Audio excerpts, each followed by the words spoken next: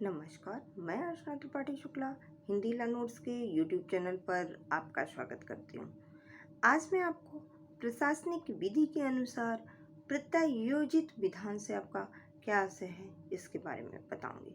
प्रत्यायोजित विधान यानी कि डेलीगेटेड लेजिस्लेशन, आज मैं इसके बारे में विस्तार से आपको बताएंगे कि क्या होता है कि जो प्रशासनिक विधि है उसमें जो प्रत्यायोजित विधान होता है उसके बारे में ज़्यादातर जो हमारे दैनिक जीवन को प्रभावित करते हैं। प्रत्यायोजन के माध्यम से ही दैनिक जीवन की न्यायिक क्रिया जो है वह पूरी होती है। विधायी शक्ति को कैसे लागू करना है, सुप्रीम कोर्ट में इसका क्या विवरण दिया है, विषय वस्तु में क्या तकनीकी जटिलता आती रहती है जो कि विधायिका को कार्य करने में बाधा उत्पन्न करती है, इसके रहते योजना बनाना असंभव हो जाता है। तो अगर हम इसका प्रशिक्षण करने के लिए भी कार्यपालिका को जो समय की आवश्यकता पड़ती है या फिर जो मूल विधान के द्वारा जो रिक्त स्थान है उसको हम अगर भर सकते हैं तो उस केस में एक ऐसी रूपरेखा तैयार करना जिससे कि क्या होगा कि समय की भी बचत हो सकती है और सरल तरीके से किसी चीज़ को प्रस्तुत भी किया जा सकता है। नियम बनाने के लिए एक जो ब्यौरा एक रिक्त स्थान होता है उसको भी भरा जा सके। ज़्यादातर ऐसे तकनीकी का प्रयोग करते हैं जो कि विधान को नीति को प्रभावित ना करती हो। आमतौर पर अगर हम नॉर्मल भाषा में बात करें तो डेलीगेट लेजिस्लेशन क्या है, प्रत्यायोजित विधान क्या है, अपने कार्य को दूसरे को देना, यह प्रत्यायोजित हो जाएगा। जैसे कि मान लीजिए हम एकदम सरल एग्जाम्पल आपको देते हैं। हम आपको पढ़ा रहे हैं और किसी दिन क्या हुआ कि मेरी तबीयत खराब होने की वजह से या अन्य आवश्यकता की वजह से हम आपको नहीं पढ़ा सकते। तो हमने किसी को बोला कि भाई बच्चों का एग्ज़ाम है या फिर बच्चों के लिए ये क्लास बहुत इम्पोर्टेंट है, तो आप ऐसा कर दीजिए कि आप जाके हमारे बच्चों को, ये मैंने लिस्ट तैयार कर रखी है, ये मैंने एक टॉपिक तैयार करके रखा है, ये उसके जिस्ट है, आप जाके बच्चों को मेरे समझा दीजिए, या ये वीडियो आप इस टॉपिक पे बच्चों के लिए बना दीजिए। तो हमने अपना कार्य किसी को दिया ना, इसी को कहते हैं प्रत्यायोजन करना, यानी कि डेलीगेट करना, कार्य को डेलीगेट करना। प्रत्यायोजित विधान में भी सेम ऐसा ही है। आमतौर पर क्या होता है, स्थानीय नियम स्थानीय प्राधिकरण के द्वारा बनाए जाते हैं और यह प्रत्यायोजित विधान को दिखाती है। साधारणतया क्या होता है कि जो विधान शब्द का प्रयोग दो तरीके से किया गया है।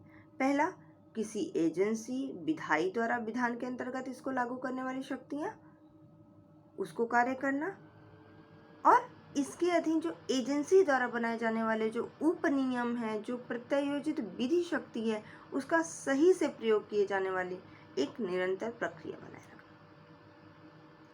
तो अगर हम बात करते हैं तो इसमें अनेक रूपों में यह पाया जाता है, जैसे कि नियम बनाना हो गया, उपनियम बनाना हो गया, किसी भी अधिकारी के आदेश का पालन करना हो गया, उसमें होने वाले जो नियम है उसका परिवर्तन करना हो गया, ये सब इसमें शामिल है। और भारत की जो संघीय अदालत है उसमें प्रत्यायोजित का दायरा जो है वो कहीं ना कहीं थोड़ा सा कम है। अब प्रत्यायोजित विधान की उत्पत्ति कहाँ से हुई, ये तो हो गया प्रत्यायोजित विधान है कि। अब अगर हम बात करें तो प्रत्यायोजित विधान की उत्पत्ति कहाँ से हुई, तो अगर हम उत्पत्ति की बात करें तो जो प्रत्यायोजित विधान है वह स्वतंत्र है और स्वतंत्रता से पहले यह तब भी था, ये आज भी है। पहले क्या था, यह अनिश्चित स्थिति में था। मध्य प्रदेश के एक केस में इसका जिक्र किया गया है जहां पर यह कहा गया है कि जो प्रत्यायोजित विधान को एक मानक कानून की तरह लागू किया जाना चाहिए और इस मामले का निवारण इस प्रकार होगा कि इस पर कार्य करने वालों को भी इस पर सहायता मिलेगी। यानी कि जब किसी अधिकारी को प्रत्यायोजन द्वारा जितनी शक्ति अगर प्राप्त की गई है उसका ही उतनी ही शक्ति का वो प्रयोग करे।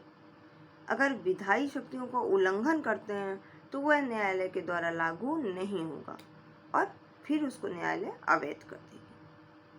अब देखना क्या है, देखना यह है कि क्या जो विधायिका द्वारा जो एक निर्धारित कार्य था उस सुचारू रूप से चल रहा है या नहीं चल रहा। अधिकारियों ने जो प्रत्यारोपण का कार्य किया था, जो कार्य दिया गया है, उस पर सही से कार्य हो रहा है या नहीं हो रहा है। कार्य जो है प्रत्यायोजित जो कार्य किया गया है वह उसी नियम के अनुसार हो रहा है या नहीं हो रहा है। इन सभी चीजों का परीक्षण आवश्यक होता है। और इसमें एक बात हमेशा ध्यान रखने वाली है, क्या कि जो मूल अधिकार है, जो मूल अधिकार के द्वारा जो संचालित नियम है, ऐसे हों कि उसमें बदलाव नहीं करना पड़े, क्योंकि प्रतिनिधि द्वारा जो बनाए गए नियम हैं जो विधायिका की शक्ति का उल्लंघन नहीं कर सकते। भारत जो कि संघीय अदालत ने जो प्रत्यायोजन का जो दायरा है वो काफ़ी कम कर दिया है। क्यों कम कर दिया है, उसके कई रीजन हैं। जैसे निरसन की शक्ति, इसके बारे में दिल्ली में सुप्रीम कोर्ट ने कहा कि जो निरसन की शक्ति है उसका प्रत्यायोजन नहीं किया जा सकता। हालांकि बाद में भारतीय जीवन बीमा निगम ने अपने कुछ प्रावधानों के लिए केंद्र सरकार को इसके लिए अधिकृत किया था। क्योंकि भाई व्यवहार में जो भी परेशानियां आ रही थी उसको हटाने की शक्ति, इस शक्ति का प्रयोग जो है वह अधीनस्थ अधिकारियों द्वारा किया जाता है। जब भी उन्हें किसी भी नियम को बनाने में प्रॉब्लम आती है तो वह मूल अधिकार में ही हो रही परेशानी को दूर करने की शक्ति उनको दी जाती है कि भाई ठीक है, आपको प्रॉब्लम आ रही है तो आपको ये पावर हम देते हैं, आप अपने अकॉर्डिंग देख लो। तो ये जो है कहीं ना कहीं हमको चेंजमेंट तो करना ही पड़ेगा। दूसरी प्रॉब्लम क्या आती है प्रत्यारोपण में, किसी चीज को लागू करना और उसको हटाने की शक्ति। इसके अनुसार क्या होता है, मूल जो अधिनियम है वो नीति तो बनाता है, उसका निर्गमन भी करता है, परंतु अपने अधीनस्थ जो प्रशासन है उनको ये शक्ति प्रदान करता है कि वह अपने अनुसार उसको लचीला बना सके, उसको अपने अनुसार लागू करें, उसमें कुछ उपनियम जोड़ लें, कुछ उसके लिए नियम बनाएं और उसको लागू करें।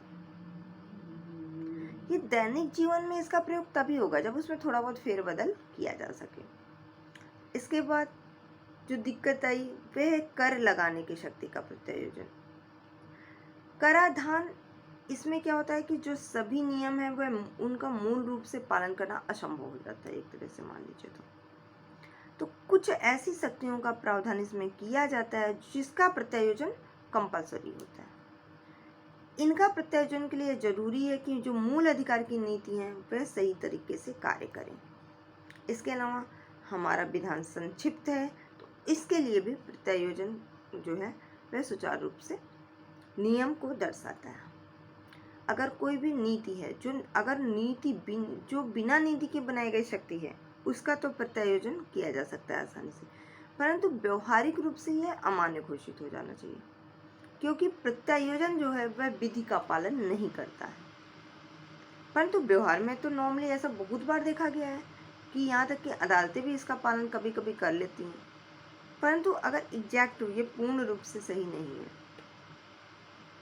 प्रत्यायोजन को न्यायालय दो प्रकार से नियंत्रित कर सकती है। पहला क्या, न्यायालय इस पर नियंत्रण रख सकती है, और दूसरा असंवैधानिक रूप से भी प्रत्यायोजन विधान का नियंत्रण हो सकता है। जैसे कि अगर कोई शक्ति मूल अधिकार से बाहर जा रही है तो ऐसी शक्ति को अमान्य करार दे दीजिए, या फिर दायरा निर्धारित कर दीजिए, सीमा निर्धारित कर दीजिए, उस नियम के अनुसार, उस दायरे के अनुसार रखिए उसको और उसका परीक्षण करते रहिए, उसका मूल्यांकन करते रहिए कि ये सही है या नहीं है। तो इस प्रकार प्रत्यायोजन विधान जो है वह सफल हो सकता है। जहाँ तक हम छोटी मोटी बातें करें तो जो प्रत्यायोजन विधान की वैधता है वह एक कल्पना मात्र है, इसीलिए कोर्ट का इसके प्रति झुकाव रखना होगा और इसमें नियम को लागू किया जा सकेगा। आज की वीडियो में बस इतना ही। अगर आपको हमारी वीडियो पसंद आई हो तो प्लीज़ लाइक कीजिए, शेयर कीजिए, सब्सक्राइब कीजिए, बेल आइकन दबाना बिल्कुल मत भूलिए, जिससे हमारी वीडियो आपको लगातार मिलती रहे। धन्यवाद।